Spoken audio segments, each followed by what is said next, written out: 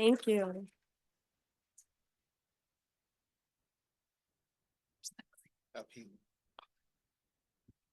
Green forward. Okay. All right. Good afternoon, everyone, and thank you so much for the opportunity to be here with all of you today. As you can see from my presentation title, today we're going to be talking about inflammation and why we think this is such an important topic, particularly when it comes to the transition period. So probably all of us in this room are intimately familiar with the transition period, which is that time period classically defined as the 3 weeks prior to the 3 weeks post-calving. And we recognize that during this time, there are a number of drastic changes that are occurring simultaneously. We have big changes in nutrient partitioning. Of course, those dairy cows are mobilizing their tissue reserves to make energy available for the mammary gland to support high levels of milk production. There's large changes in mineral metabolism, particularly calcium homeostasis, as well as changes in immune competence and inflammatory state. And so with all these changes going on around the same time, it's not necessarily surprising that we do see that there's this disproportionate incidence of health problems and herd culling that occurs. In 2010, LeBlanc and colleagues actually estimated that about 30 to 50% of cows experience some sort of metabolic or infectious disease during this time frame. And so there's no doubt that the academic community has been highly focused on understanding truly what the underlying mechanisms are that dictate transition cow success. In 1999, Dr. Drackley wrote one of the famous reviews, and he referred to the transition period as that final frontier. So probably all of us in this room have seen a diagram similar to the one shown on this slide, where we see that changes in calcium, non-esterified fatty acids, and blood ketones are at the top of the figure, and essentially all the negative outcomes that occur in the transition period follow below it. And so the idea was that low blood calcium and increases in non-esterified fatty acids and ketones created negative outcomes, primarily through their direct impact on reproductive performance, as well as their impact on dry matter intake, and of course, immune cell competence, leading to that increase in infectious disease. And this ultimately resulted in decreased milk production. And so for a long time, the dogma became that hyperketonemia and low blood calcium were causative towards poor transition cow success. But even though we've been talking about this dogma for more than 50 years, we still recognize that we see a lot of issues in the transition period. And so investigators have really started to question whether or not we truly understand the underlying mechanisms. And so recently, myself, Dr. Sarah Kavijra at Elanco, and Dr. Lance Baumgard, we published a review in the Journal of Dairy Science where we really highlighted where we think limitations exist in the current line of thinking and actually propose instead that immune activation and inflammation may be playing a crucial role in transition cow health. So of course, I don't have a ton of time today, so I'm not going to dig into those limitations, but just recognize that we think a lot of the dogma exists based on correlations and not so much on cause and effect relationships. Today, instead, we're going to be focusing on building that framework for why we think inflammation is so important. So inflammation, as many of us know, is one of those terms that we see thrown out a lot. This is one of those hot topic terms. We hear it in human medicine, we hear it in animal agriculture. And really, inflammation, what it is in its most basic sense, is the body's response to a harmful stimulus. Of course, when most of us think about this, we're thinking about a pathogen, right? Something like E. coli. But of course, inflammation can also occur in response to tissue damage. So the act of parturition, the tissue trauma that occurs, that can create inflammation as well. Processes like mammary gland involution, uterine involution, these are all inflammatory processes by nature. We've learned over the last several decades that essentially all transition cows experience inflammation, and this includes those cows that complete the transition period without any clinical signs of disease. Inflammation can originate from a lot of different sources. Probably oftentimes what first comes to our minds are things like mastitis or metritis, but also recognize that there are a number of different general stressors that can contribute as well. And we'll talk about some of those. We already heard about them from Dr. Grant. A lot of those underlying stressors can create inflammation, things like overcrowding or heat stress, even cold stress, things like that that contribute. One of the most important things to recognize about inflammation is that inflammation in and of itself is not detrimental. Inflammation is a very, very important process. It's normal and necessary to support things like mammary gland involution, initiation of calving, and expulsion of fetal membranes. So we need inflammation around dry off and around parturition. But the story on inflammation can change when we start to see that there are a lot of different stressors occurring in a short period of time. And what better time is that than the transition period, right? During that transition period, our cows are being exposed to multiple pen moves, multiple diet changes, the calving process, mammary gland involution at dry off, uterine involution post-calving. There's a lot of changes going on. And when those stressors start to stack up on top of one another, we can see that this heightened and persistent inflammation can develop. And this in particular is what we think is playing such a crucial role in dictating transition cow performance. To put this into a summary figure, we could look at something like this. Let's focus first on the blue line. On the y-axis, we're looking at inflammation. This can be measured through a number of different blood markers, and we'll talk about that a little bit more later on. But what we can see is that, for example, around the time that those cows are moving into the close-up pen, there's a small peak in inflammation that occurs. That those cows are going through a pen change, a diet change, etc. And then, of course, around parturition, there's another blip in inflammation that can develop. That inflammation, that blue line, is what we would consider normal. That's not a detrimental process. Those are normal degrees of inflammation. The story changes when we start to add additional stressors on top of those events, the stacking of those stressors. Mycotoxin challenges, heat stress, too many pen moves, dystocia, out of feed events. When those stressors stack on top of each other, we create this inflammation that becomes problematic because those cows now are struggling to resolve inflammation. So when I talk about the negative consequences of inflammation, recognize that that is what I'm referring to. Okay, so we see that inflammation occurs. The question now is, why should we care, right? What is inflammation doing to our transition cows? The first part of this story, and probably one of the most important components, is the impact of immune activation and inflammation on feed intake. Up here on this slide, we see that I'm using the use of an LPS challenge. LPS challenges, as many of us know, are one of the tools we use to recreate immune activation. And it teaches us a lot about how inflammation impacts our cows. We know that when the immune system becomes activated, there are a number of different inflammatory mediators that are released, and these have a very potent effect on intake. This is not surprising, right? When we don't feel well, we don't have an appetite. We can all relate to that. And the same is true of our cows. The same would be true of pigs. The same is even true of insects. Not having an appetite when you're sick is a normal response. And this is going to be problematic for our transition cows, or really any animal, because we need those resources to drive productive processes. This is a study that I think really puts into context the importance of inflammation with dry matter intake. This is a study that was published out of Arminio Trevisi's group in Italy in the early 2000s.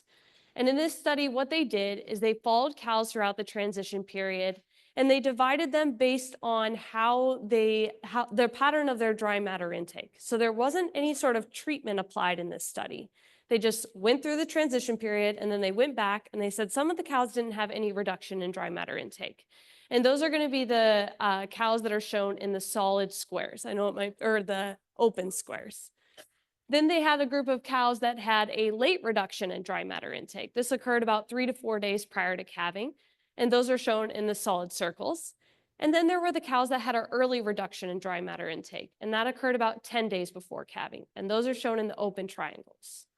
They then looked at the blood samples from the cows on that study, and they said what differed between those groups of animals.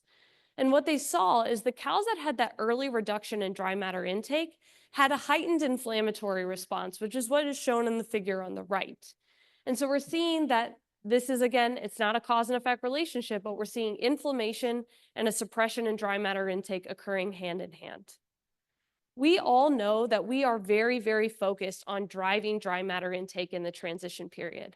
But when inflammation is occurring, we're pumping the brakes on dry matter intake and thus further limiting the resources that that cow needs to drive milk production. So this is a big deal. But it doesn't stop there. Inflammation can also get in the way of energy metabolism because the immune system requires a lot of energy. When the immune system becomes activated, it switches its metabolism and it starts to rely on glucose as its primary fuel source. This is really important, especially in the context of a lactating animal, because glucose, as we know, is the precursor to lactose, and lactose is what drives milk volume. And so when the immune system starts utilizing glucose, it's ultimately stealing that away from milk production. Now, the question becomes, okay, so the immune system's using glucose, but how much, right? We need to understand what that requirement is. To answer this question, we conducted a study at Iowa State in Lance's lab to try to quantify the glucose requirement of the immune system. In this study, we used that LPS challenge model, which of course is a very potent immune challenge model. But what we were able to determine was that within 12 hours, the immune system used a kilo of glucose. That would be equivalent to over 2 pounds of glucose.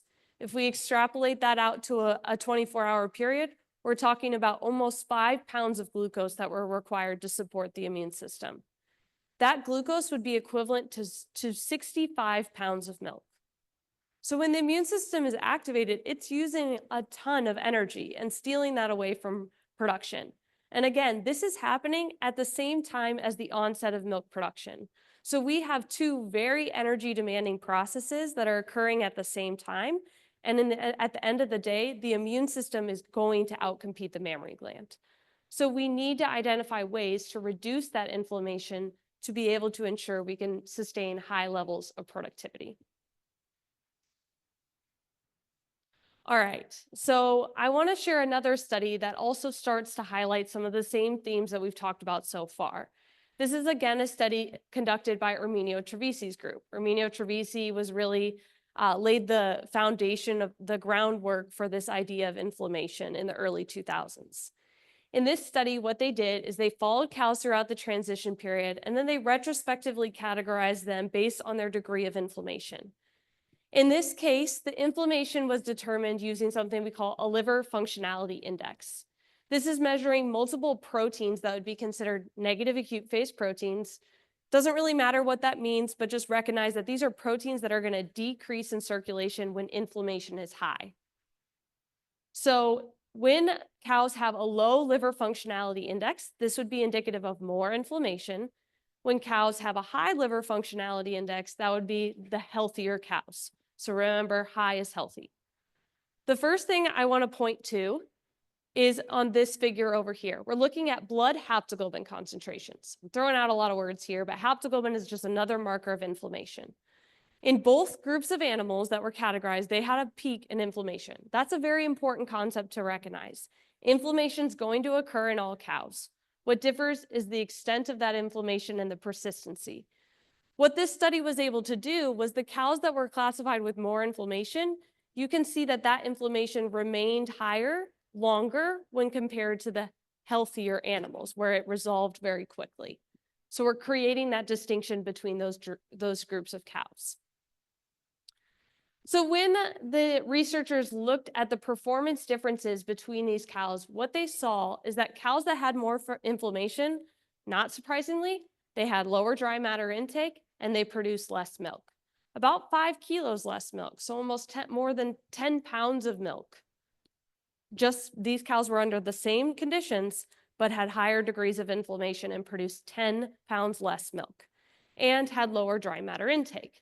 So that inflammation is driving lower intake and is stealing energy away from the mammary gland, resulting in lower milk yield. So we're seeing that this is creating a definite impairment for transition cow success. With this, in this study, what they were also able to demonstrate is that the cows that had more inflammation also had higher levels of non-esterified fatty acids and blood ketones. So they had a greater degree of negative energy balance.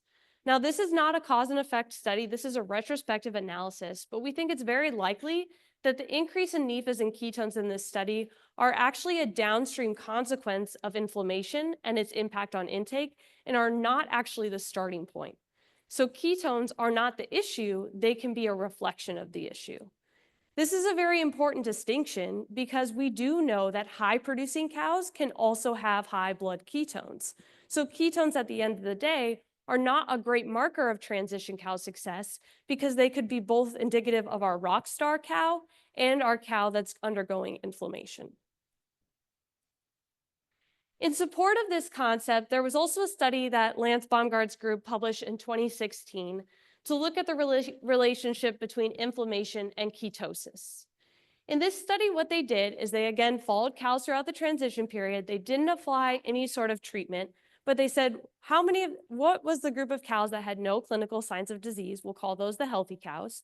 And then let's find the group of cows that only were diagnosed with clinical ketosis. These cows didn't have metritis, mastitis, or any subclinical or any other clinical disease. In this study, then, they measured a number of different inflammatory markers across time. In this case, on this slide, we're looking at LPS concentrations, the component of gram-negative bacteria, and the acute phase protein, LPS binding protein. In this study, what we can see is that the cows that ended up getting diagnosed with ketosis, which didn't occur until about 7 to 10 days in milk, they already had higher levels of LPS, and they had higher levels of the inflammatory marker LBP. So in summary of what we're seeing here, inflammation was preceding clinical disease diagnosis. Again, inflammation is the starting point, and the negative outcomes follow. Are you with me so far? Interestingly, we can find studies all throughout the literature that support this concept that inflammation is preceding most of the negative outcomes that we see during the transition period. This is a study that looked at healthy cows, cows with mild disease, severe disease, or those that ended up being sold or removed from the herd within 30 days in milk. And what we can see is if we focus, I think, especially on the purple line, those cows that end up being removed from the herd have heightened inflammation. Inflammation is playing a crucial role as to whether or not these cows are successful in their transition period. So if we think about what we've learned so far, we know that under normal circumstances, we want to deliver a diet that allows our cows to take that energy in the feed and divert it towards productive processes. So growth, milk production, reproduction. But when the immune system becomes activated, we start to see that the priority shifts towards supporting those immune cells that require a lot of glucose. As the inflammatory event becomes pronounced, dry matter intake is decreased, and we see an even greater de-emphasis on those productive purposes in order to support the immune system. So at the end of the day, inflammation is disrupting energy metabolism in these cows by decreasing dry matter intake and shifting the energy priority towards the immune system. So it's a pretty big deal. But actually, inflammation's impact on transition cow success doesn't stop there. We've also learned that immune activation and inflammation can play a very crucial role in calcium homeostasis. So this is a set of studies all looking at different LPS challenge models in mid-lactation cows. So we're not talking about transition cows at this time. They were mid-lactation cows that were healthy, and we administered LPS to recreate immune activation. What we're looking at on the y-axis of all three of these figures is ionized calcium concentrations.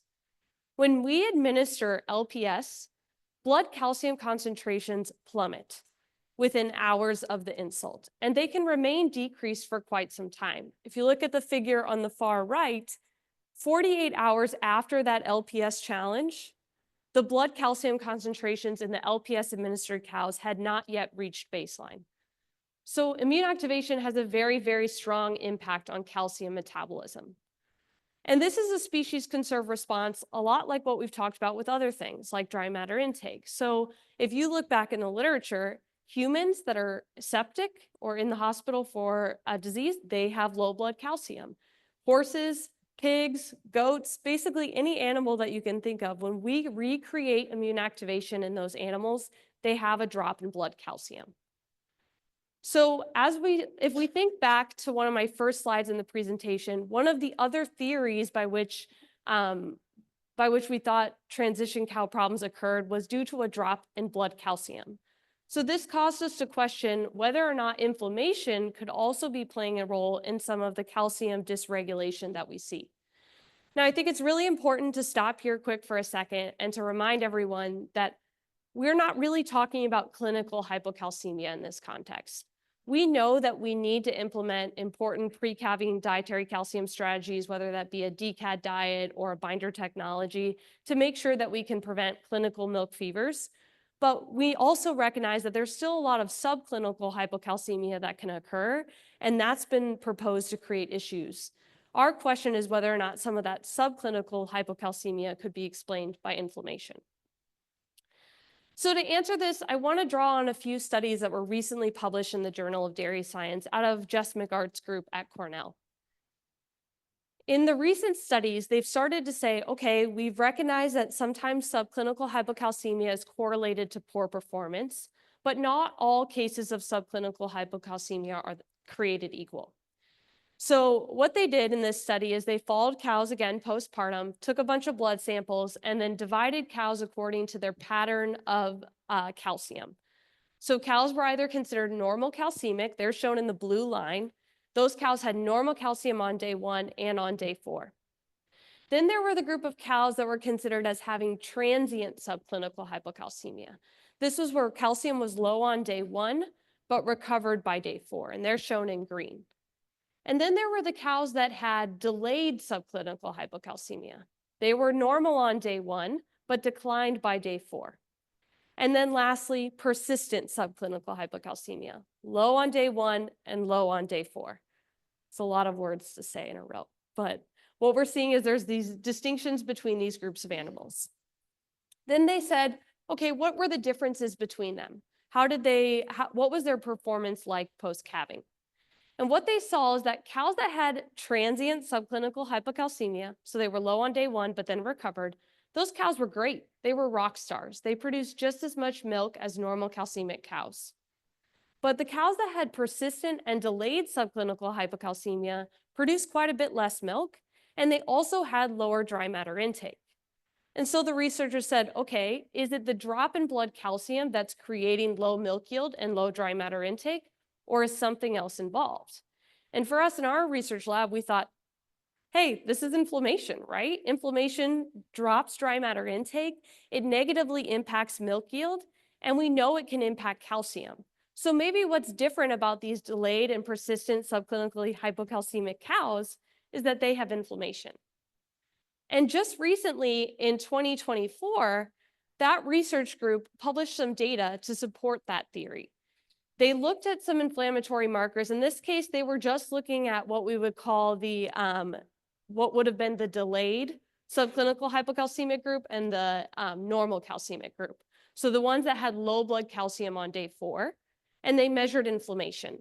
And they looked at 3 different markers of inflammation, which were serum amyloid A, haptoglobin, and LPS binding protein. Again, we'll talk a little bit more about those later on. But what they saw is that cows that had dyscalcemia, that ended up producing less milk and had lower dry matter intake, had more inflammation.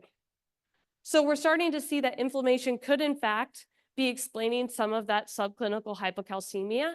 And this again supports the concept that inflammation should be at the top of the figure and the negative outcomes are to follow. In other words, subclinical hypocalcemia, particularly the delayed and persistent cases, are caused by inflammation. So we proposed in our recent review that we reconsider the transition period dogma, where we say inflammation is at the top of this figure. That inflammation could occur from a number of different stressors. We threw a few on the top, but recognize there's a whole lot more out there. And that inflammation then can ultimately create a lot of issues in the transition period. I didn't talk today about reproductive performance. I'm not a reproductive physiologist, but we know that inflammation can negatively impact reproductive health through a number of different mechanisms. If anyone was in here during Stephen LeBlanc's presentation, he alluded to that as well when he was giving his presentation. In addition to that, we know that inflammation can also contribute to subclinical hypocalcemia. We think in particular, it's likely playing a role in those delayed and persistent cases. It could also be explaining some of those spontaneous milk fevers that we might run into when we're doing everything right pre-calving, but we run into this big splurt of clinical hypocalcemia cases. That could be just a greater degree of inflammation that could contribute to that as well. Because I'm sure we've all been there, right? We're doing everything right pre-calving to make sure we prevent hypocalcemia, and yet we see them come up every now and again. And we think inflammation could be involved. In addition to that, we know that inflammation is capable of negatively impacting milk yield. And of course, it has a very, very drastic impact on dry matter intake, which could also further contribute to that drop in milk yield. When cows have that drop in dry matter intake, they're also more likely to experience a DA. They're ultimately going to result into a greater or enter into a greater degree of negative energy balance. So they're going to mobilize their tissue reserves as a natural response. So we're going to see an increase in those non-esterified fatty acids that tell us that they're mobilizing fat. And that, together with inflammation, could be increasing the risk of fatty liver. This is an area that still needs quite a bit more investigation, but we think there's some data out there to support that idea.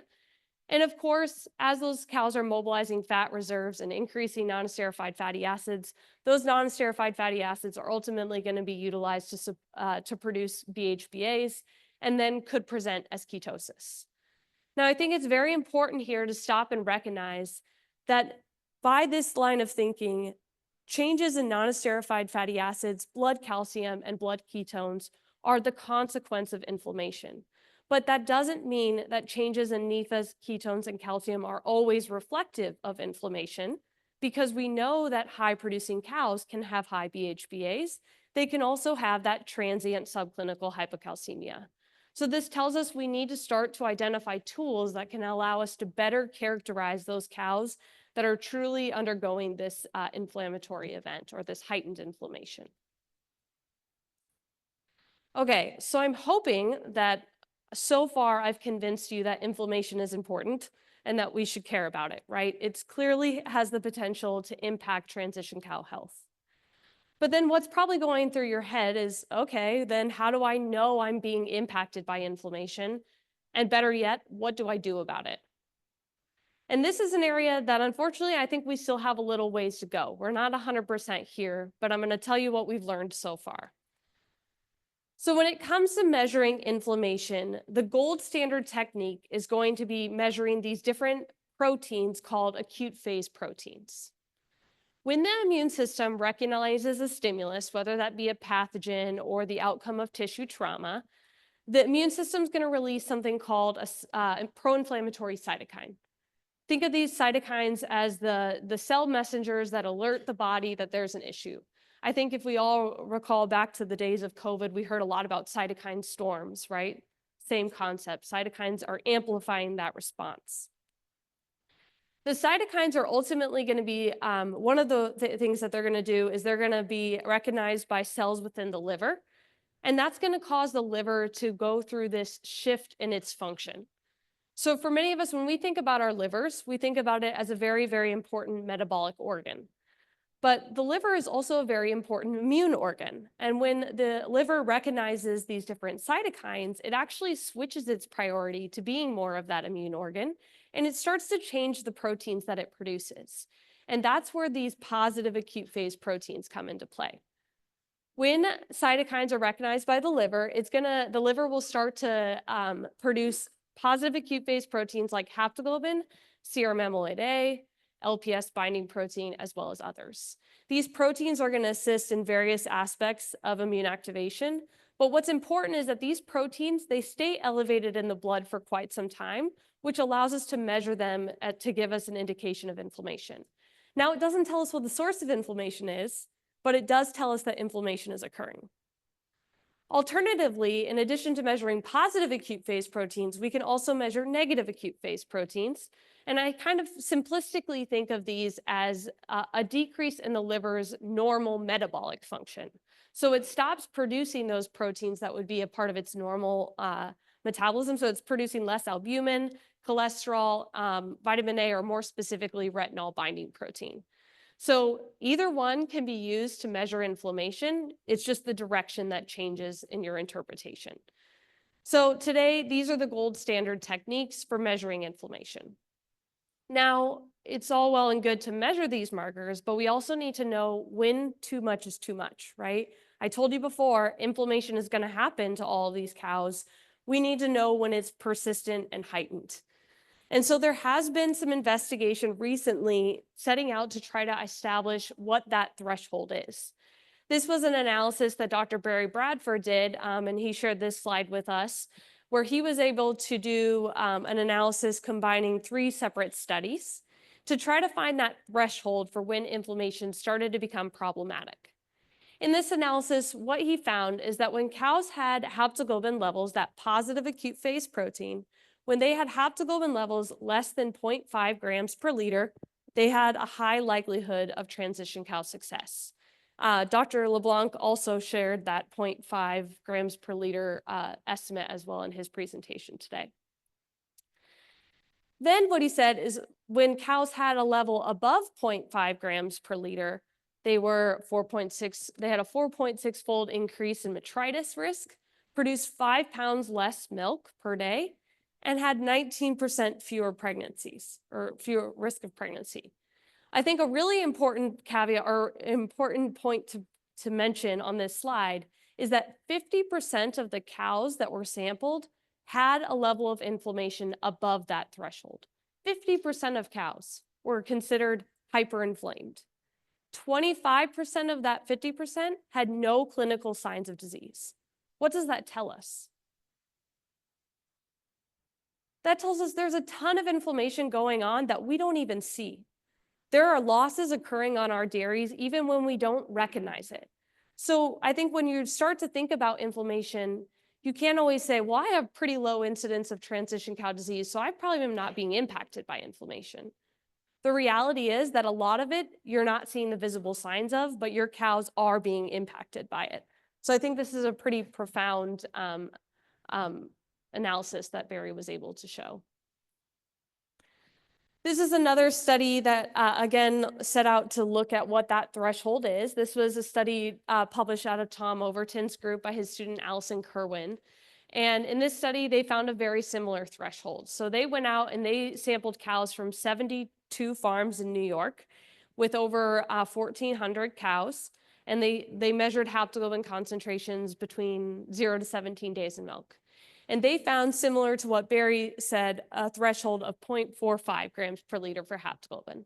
So again, in that range is showing up for a lot of different things.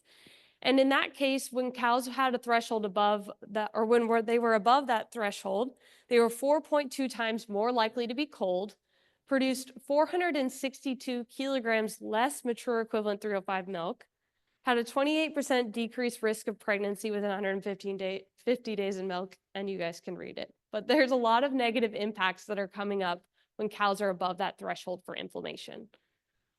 But I shared this study in addition to Barry's analysis because, one, it confirmed a similar threshold, but also because this study took it one step further to look at this at the herd level. And what they did here was they said, okay, when more than 20% of the sampled cows on a farm were above that threshold, there was a 5.3% increase in disease incidence. When we think about inflammation, I think we really need to be thinking about this at the herd level and not at the individual animal. We're not going to be measuring each cow and saying, oh, she's inflamed now, let's figure out what to do about it. We need to say, what is the risk level at this herd? And now how can we approach it from a herd perspective? What are the opportunities within management or from a blanket treatment perspective that can help us to decrease that risk of losses associated with inflammation? Okay, so in summary of what we talked about so far when it comes to measuring inflammation, we need to understand that disease incidence is not a reliable indicator. There is a lot of inflammation that isn't showing up as clinical signs of disease. So utilizing tools to measure inflammation, I think, is going to become more and more important. But the key is to determine what that marker is and what the threshold is. Today, the biggest hurdle is cost. These acute phase proteins are not inexpensive. So there's a goal in trying to create to identify one of these blood markers that we can have a reduced cost for, but also something where we can get results quickly. Right now, most of this is sending samples off to diagnostic labs. We don't have that capability to do it cow side. So we hope that that's an area that we can advance in. But again, I think it's very important to recognize this as a herd level and not an individual animal. So what can we do in the moment to think about inflammation? I think, of course, it comes down to knowing our cows. If we can look at milk production, dry matter intake is on there, but we can't look at that on an individual animal basis, obviously on farm. But utilizing those tools, our cow sense, to be able to look at those animals and see if we're seeing any of those signs. I think activity monitors are promising that can help us to really find those isolated cases that we don't come across, especially as our operations are getting bigger and we have less opportunity to be visually seeing every cow every day. I know a lot of, speaking with producers, a lot of them have had really great luck with those activity monitors and being able to pick up some of those cows that are struggling. Okay, so the million-dollar question is, okay, if we can figure out that we have an issue, now what do we do about it? And I think the first thing and the most important thing is to address the sources of inflammation. We've already talked about that there are a lot of different things that cause inflammation. We need to broaden our understanding of where inflammation can come from. This is not just mastitis, metritis, pneumonia, but it's just general stressors, right? All these stressors are capable of triggering inflammation and probably through very similar mechanisms. We actually will be publishing a review soon in the Journal of Dairy Science talking about how general stress can contribute to inflammation and why we think similar mechanisms could be involved. But things like abrupt dietary changes, mycotoxin challenges, overcrowding, heat stress, et cetera, can all contribute. And now I think the most important thing to consider here is the concept of stacking of stressors. So we've all been there before where we say, oh, well, I'm always overcrowded, so overcrowding is not my issue. And it might be true that your cows can get by with overcrowding, but you have to recognize that you're raising their susceptibility to that additional stressor. So my line of thinking here is control what you can control. Invest in the heat abatement if you can, so that when something like a mycotoxin challenge comes along, your cows are less susceptible to that additional stressor. Or put a binder technology in to mitigate or to have that insurance policy when it comes to those challenges.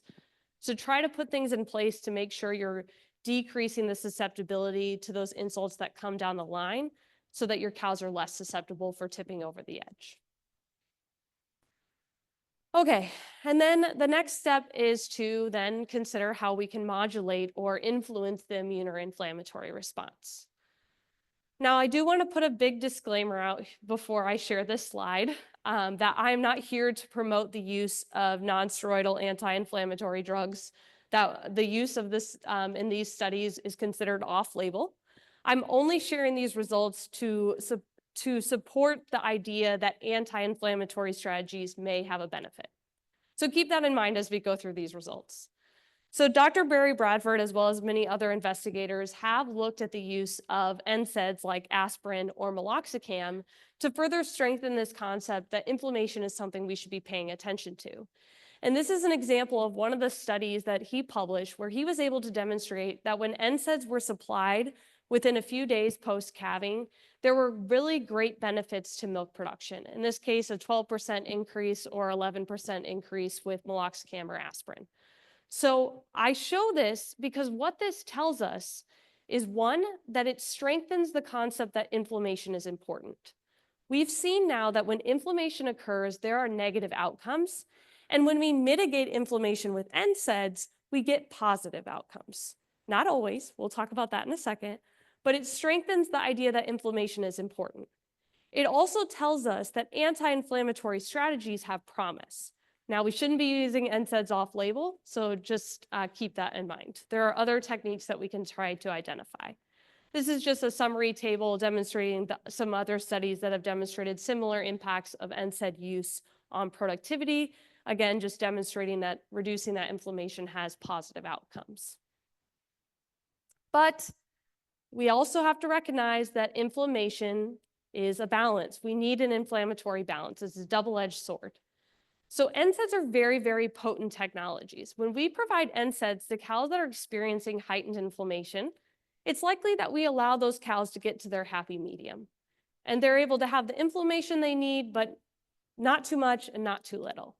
But if we used NSAIDs completely and we gave NSAIDs to cows that are kind of already in that happy medium, we run the risk of getting them to the side of too little inflammation, where we start to disrupt processes like expelling fetal membranes, et cetera. So this is another reason to not use NSAIDs, not only that it's off label, but also because there's some risk associated with it because NSAIDs are so potent. But at the end of the day, I think there is an opportunity to start to identify other alternatives to create or to mimic the anti-inflammatory action of NSAIDs that are less potent and less likely to overshoot the response. So this is an area that Elanco has interest in as well. So in summary, inflammation plays a really big role in transition cow health. One of the big reasons why immune activation and inflammation is so important is because it drops dry matter intake. We all know we do everything in our power to drive dry matter intake, but if inflammation is going on, we're going to minimize the ability for those cows to get the energy they need.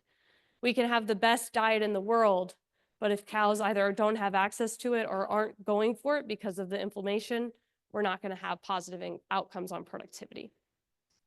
I think we still need to develop better tools to be able to recognize inflammation on farm, but I think this is an up and coming area.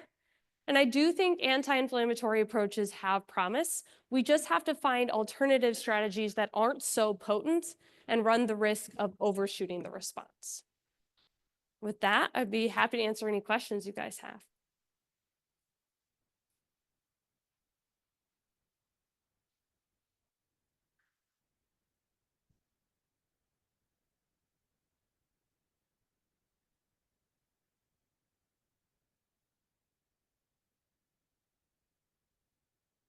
So I think that's a good question because we do know there's likely going to be farm to farm variability. Today, I do think we'd probably be starting out by looking at it. Hey, we've sampled cows across the country in various different management settings, and we've recognized that across all herds, this is the threshold. So it's not likely that we would do it a baseline to an individual dairy. We just need to get a big enough population to find what that is, if that makes sense.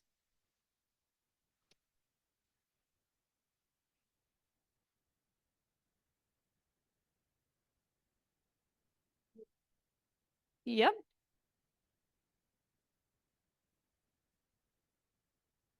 Yeah, and I think that's hard, right? Because depending on the magnitude of inflammation at a given time, it might be hard to figure out where that benefit is going, right? So maybe you overall are having a less disease incidence because you didn't have a lot of other stressors, whereas maybe if you had a bunch of things going on, you might see it more in milk. So I do think it can be hard to measure because there's a lot of different energy sinks that could be impacted. And I think the biggest risk with blanket treatment would be dependent on how potent your strategy is. So it might be something where I would pay attention to like RPs. Do you start to see an increase in RPs? Then maybe you're impacting, you had too many cows in that happy medium that now you're getting to the side of no inflammation. If you're not seeing that, then it might be that, you know, there's enough baseline stress in your herd that you're still okay to do it blanket wise.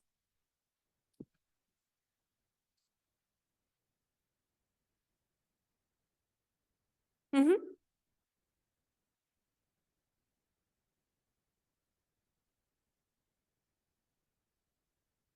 Yeah. Okay. Yeah, I think that's what I just keep a close eye on it to make sure over time, maybe in certain seasons you have less stress as well. Like maybe during the winter months, you're running less risk, whereas in the summer you might get by with a more blanket approach. I've got a question over here. Does inflammation lead to interference of expected results of an anonic diet? Good question. I think it could be,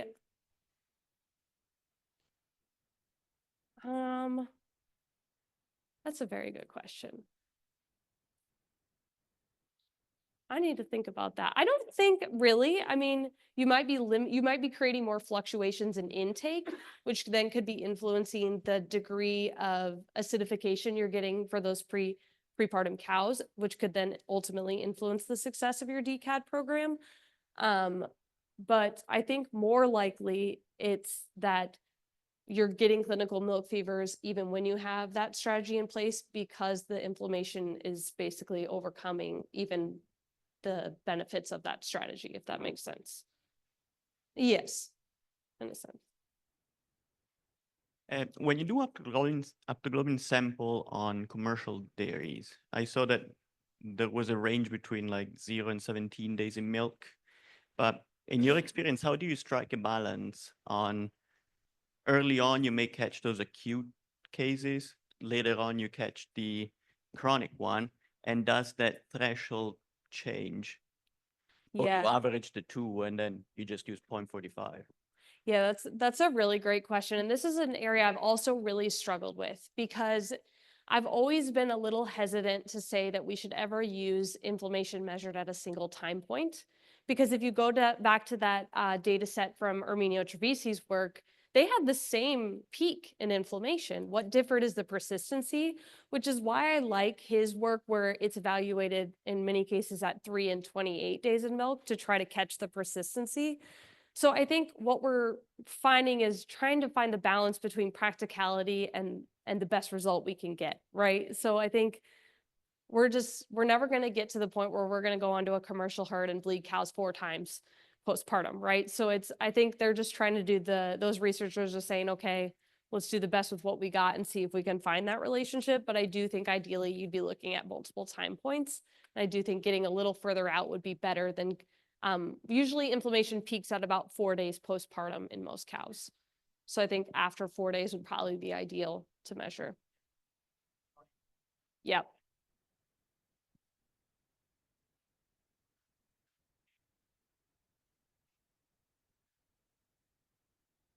Exactly. Yeah, I agree with you. Okay, well, that's all the time we have. If you've got more questions for Erin, I'd encourage you to find her after this, grab her in the hallway, and I'm sure she'd be happy to chat more. Can we give a round of applause for Erin? Thank you.